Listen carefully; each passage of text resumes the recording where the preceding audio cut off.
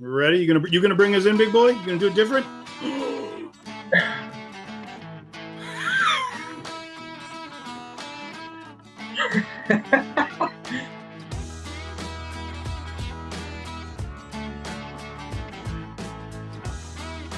Hey, kinfolk! Welcome to Keeping It Neat. I forgot the way this thing runs. So I'm Nick, certified bartender.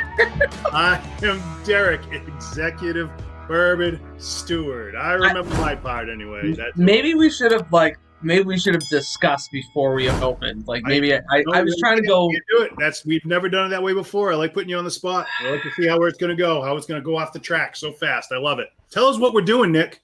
Here's what we're doing, Derek. We are blind tasting the letter C. Are you ready to whiskey? I'm ready and able. Perfect. That's what I need to hear. Oh, you keep this. All right, folks. This is the third time we've done this, and he still hasn't taken out the extra glass to do it. I am overwhelmed. Too much. Ooh, nice nose. Ooh. When you coo like a baby, that's when you know it's a good one. Ooh. Heavy caramel in there. Not caramel, caramel. Caramel. Caramel. Get a little brown sugar, a little oak. Yes. Little brown note. Sugar. I think a lot of brown sugar. Fruit note in there for sure. Very sweet. Dark cherry of some sort. Yeah. Like you said, that dark fruitiness. But it's hard to be because when you think of fruit, I want to lean. This isn't like the melon or the banana. This is down, like we said, the cherry, maybe raisins you've said before. It could be a raisin. That's a dark fruit. The pruniness there, that could be that too. Do you get anything else out of this? I'm not getting anything else off the nose. I want to go on the palate and see if that'll help out with a couple more. All right, baby. All right. I'm getting that menthol. I'm getting herbal mint. I'm getting that earthiness in there too. It's got a very sweet on the tongue when you sip it in there. It's super sugary, very sweet. I'm getting a maltiness through there, but now that I've tried the palate, now the nose is matching up to it a little bit more. Remember you've talked about the stewed fruit before, Yeah. I'm getting that here, or like a what's it called, glurg or something, or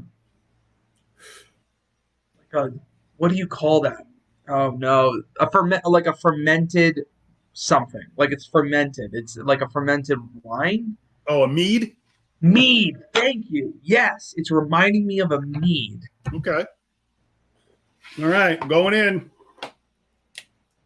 All right, I'm sticking with what I'm at. I'm not changing anything. So I'm going right back in again. Third episode with a Japanese. I don't know. I got a feeling. 46% alcohol. I feel like it's up there a little bit on this one. The everlasting Kentucky Hug, that's just slight, but it's there. It's there. Right. H2O okay. I thought it was cool, but I don't feel like I spent enough time on it. Actually sipping with it with the H2O I think was helping to bring out a little bit more, but I still could not figure out what it was. 3.75 out of 5 on the Chug Jug scale. I liked it. I thought about going to a 4. But I think a 3.75 because I still am trying to figure it all out. So, What about you? I went Scotch this time. Now, after the last time, I was gonna originally. I was tossed up in there. I'm getting some of that stilling in there. That flavor of the still coming through. I went 40% H2 no, and I went 3.5 because I really like it. I like the lightness that's going on. I like the flavors on the palate itself that are coming through. I think they're really good. Again, here we got the official Sadie letter. We got the C. We're doing the C and opening up. All right. Let's see. They're down there. And Bushmills, 16 year. Irish. See, now here's the whole thing. I put Irish down, then I changed it to Scotch because of the last one we had. You know what? I should have known because the consistency alone was not light enough usually. Most of the or at least most of the Japanese we've tried so far, whiskeys have been very light. So it's a triple distilled single malt Irish whiskey. It's 80 proof, 40% alcohol, aged 16 years. The mash bill is 100% malted barley. Distillery is Bushmills. The parent company is Jose Cuervo. Now, the reason why we're getting all that, the fruit notes and whatnot, we were saying, the dark fruit, Oloroso sherry cask and bourbon seasoned casks. Then matured for several months in port wine barrels. So you got a lot going on right there for as far as like what you'd be getting for fruit notes coming through. The color is ruby caramel. So it depends on what light you're looking at it in, I guess. On the nose, it says dark, fruity, and syrupy. Nose brings thick aromas of port, raisins, vanilla spice, and a dark fruit compote with a nutty undertone. So we said the raisins. We said On the back end, there's a light bit of juicy fruit gum and dried strawberries. There totally is juicy fruit. That's what it is.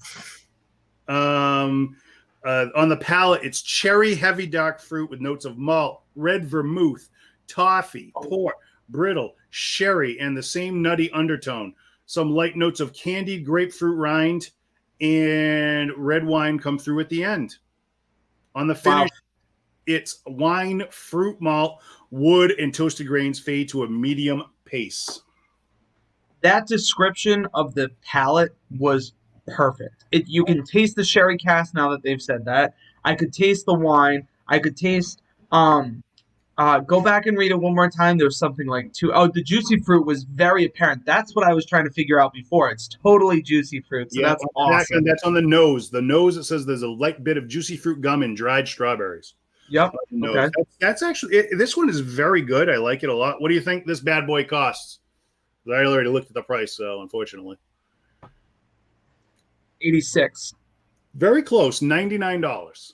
Oh. This is $99. Like all of these have gone way up from what they were like a year ago. 2 years ago, like the 21-year went up over $100 a bottle for the 21-year-old. This one I think jumped up at least $40 a bottle. I almost grabbed my Bushmills shirt for this episode. Oh, that would have been very convenient, sir. So this was a combination. I got this from Bushmills for the description and history, Wikipedia for parent company, distillery blog for definitions, and the whiskey jug was for the notes. So not bad. I like it. I like this one. I really do. I like Bushmills. Yeah. But this one, again, because of that other one we came off of, was throwing me for a loop. Oh, dude. So it's really good. I'll give this one. I'd round this one up to the 4 if I was to go back, but I'm good with where it's at. But I'm going to stick with 3.5. I think it's very good. I do like the Bushmills. I like the 21. I like the 16. I mean, I like the 10. I like all the Bushmill product, really. All of those are really good.